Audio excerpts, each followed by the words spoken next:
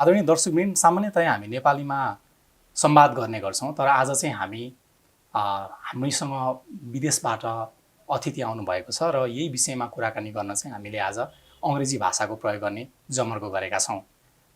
यहाँले स्वागत गर्नुहुन्छ भन्ने आशा राखेका छौँ। नमस्ते, this is SP Preeti. You are welcome to the new episode of Nepal Talk. We have an amazing guest today, all the way from Canada.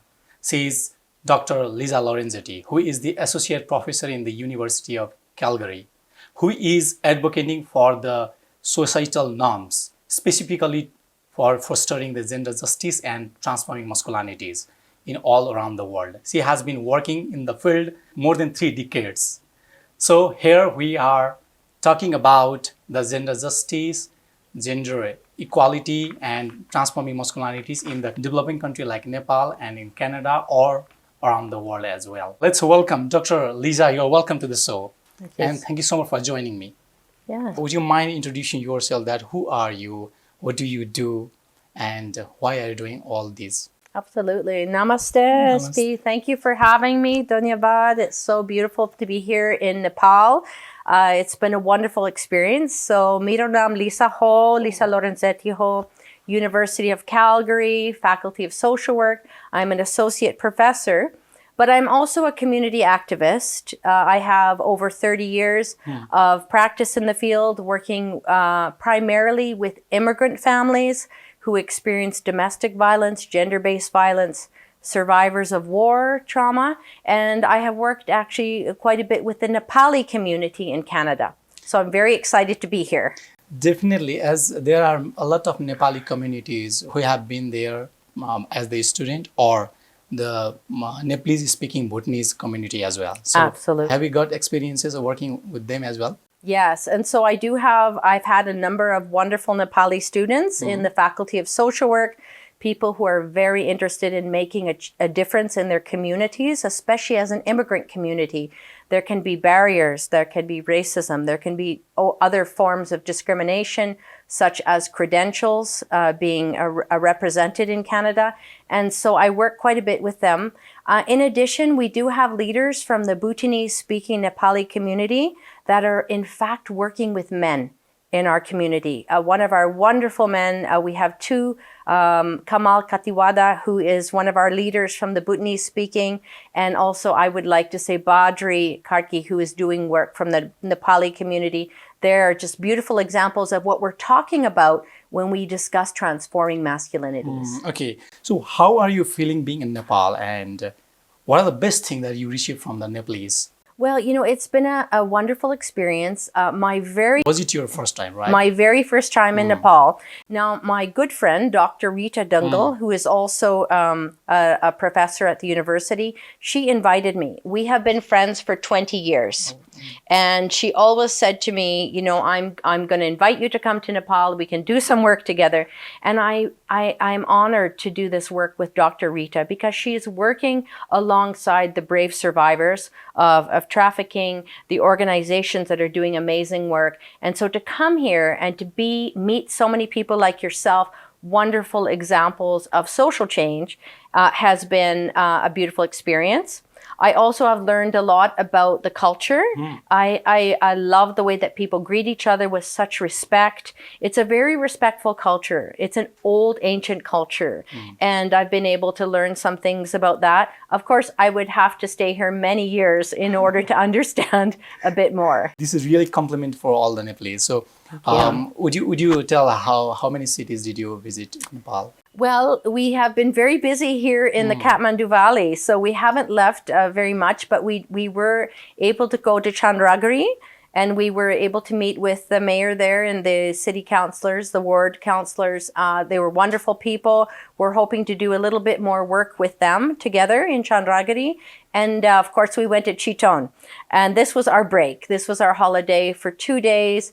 The roads were a bit terrifying, but once we got there, the elephant sanctuary, I was able to see a rhinoceros and beautiful animals that we don't have that in Calgary.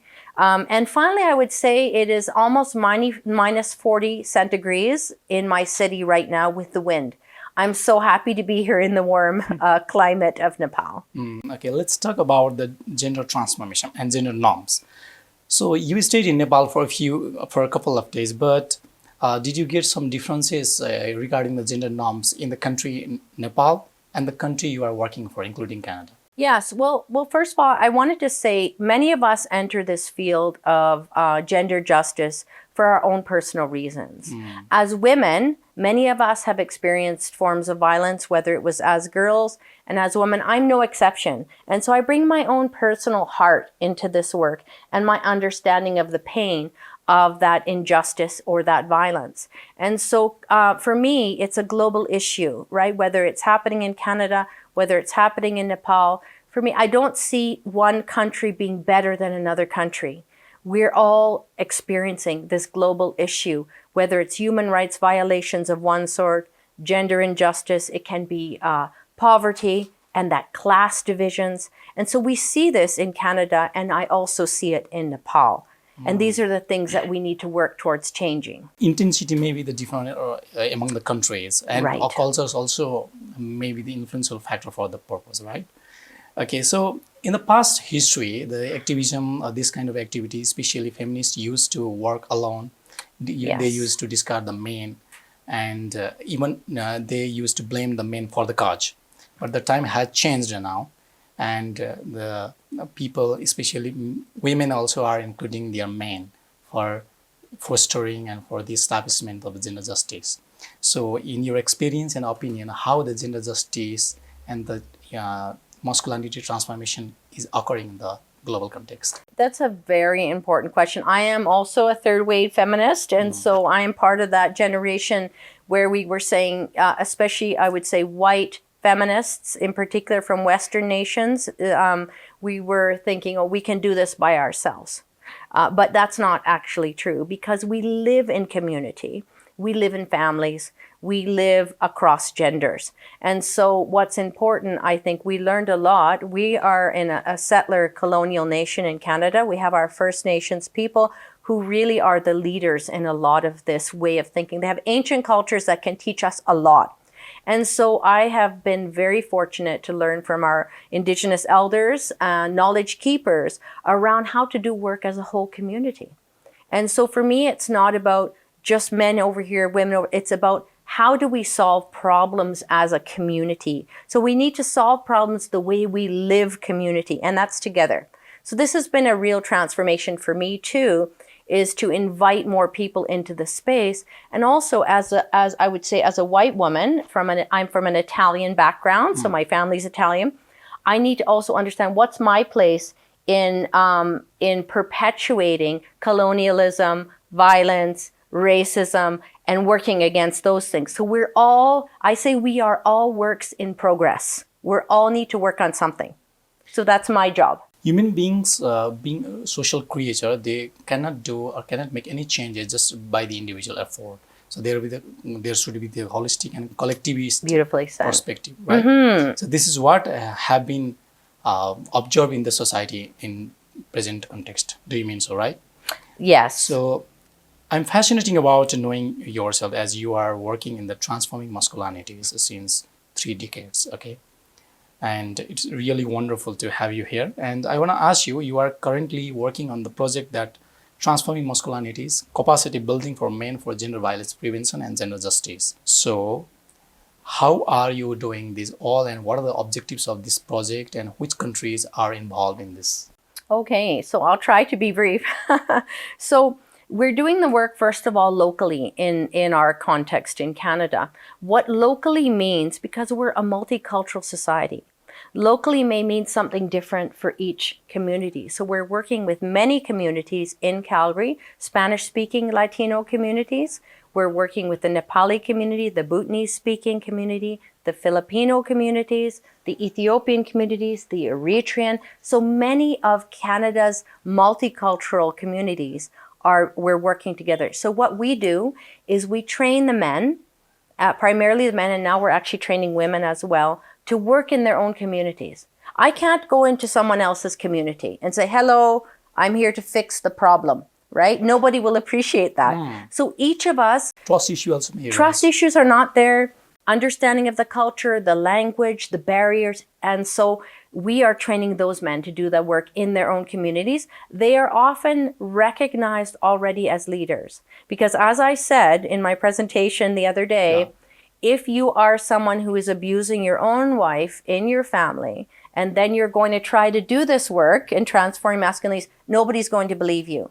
And so that's the work we're doing locally. And so we always say local knowledge and local ways, cultural ways, are the way to transform things in a positive way. Not somebody coming from the outside saying, this is wrong, you need to do it. So what we did is we took that model, that cross-cultural model, and then we expanded globally. And the way we did that, I have a very good friend, I would like to also mention him. His name is Dr.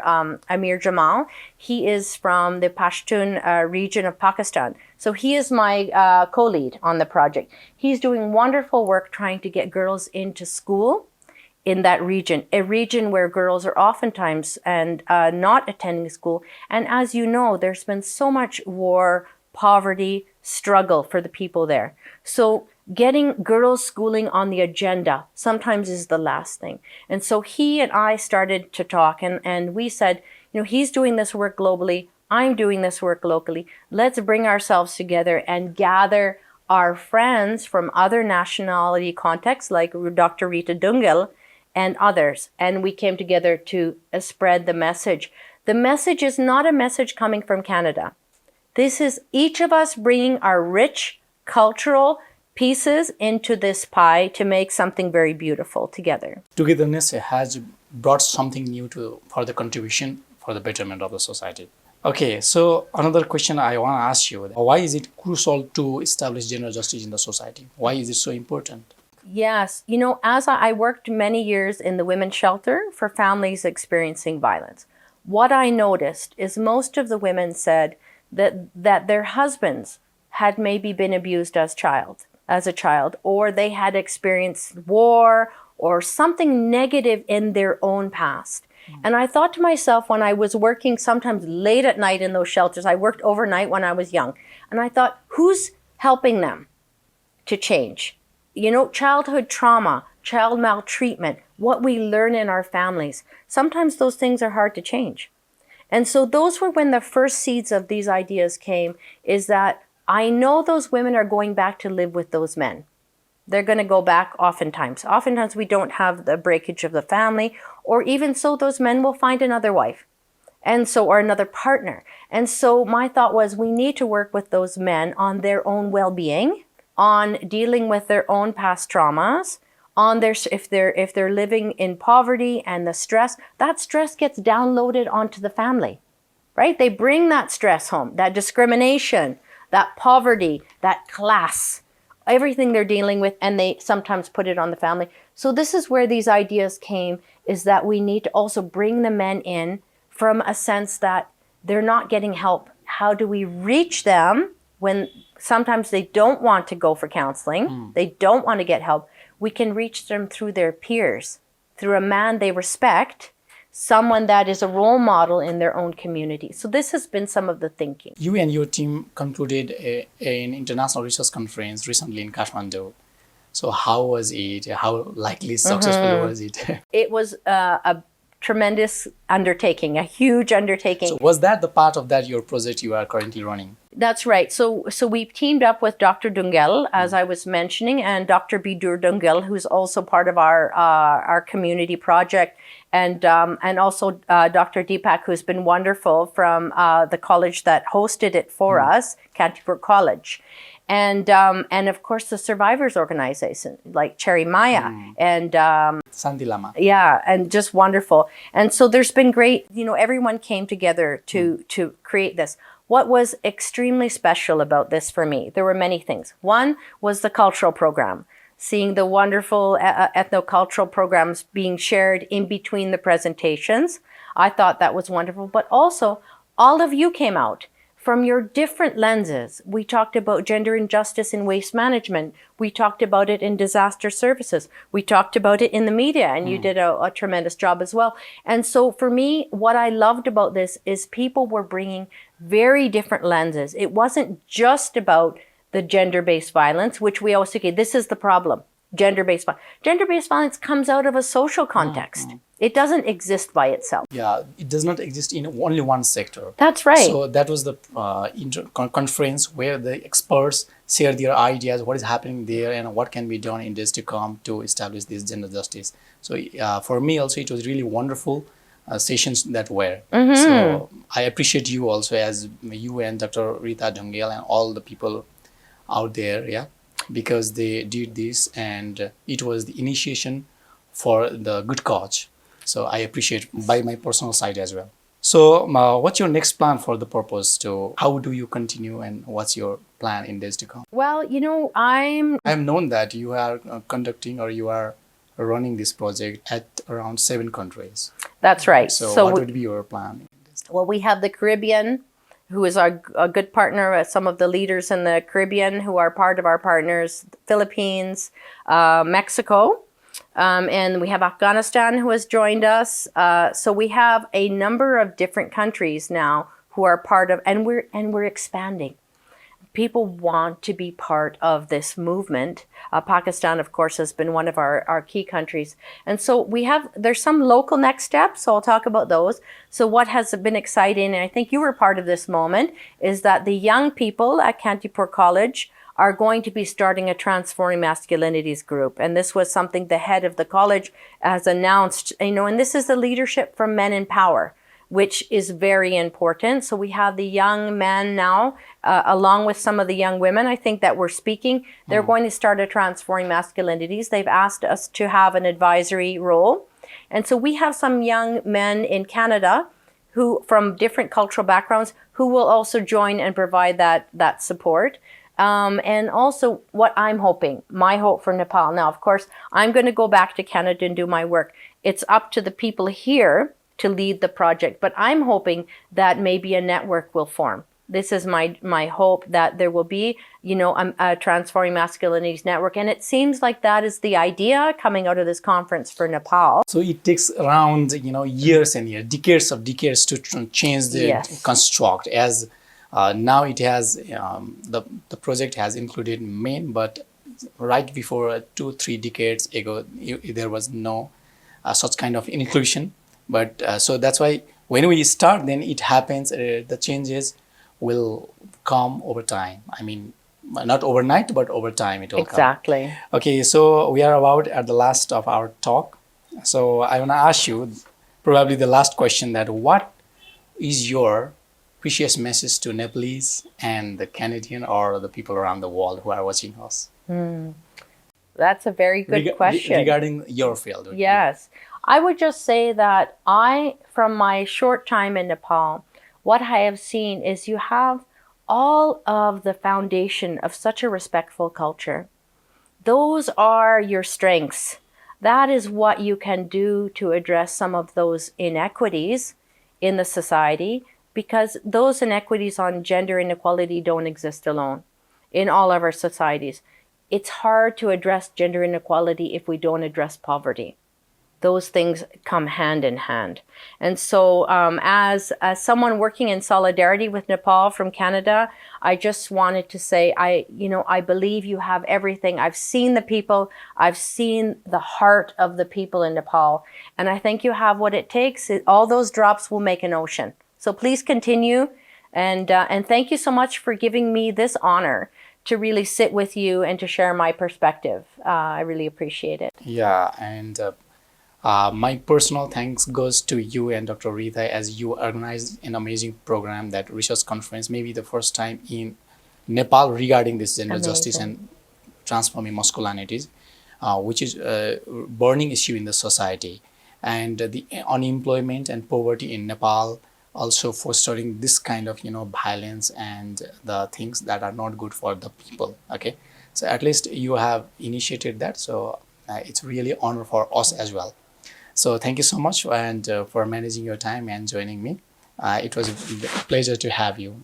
Thank you so much. Thank you for having me, and all the best with your work. Thank you. Namaste. Namaste. Okay, thank you so much for watching us. So we will continue in days to come. Okay, thank you so much. Keep on watching nepalpress.com.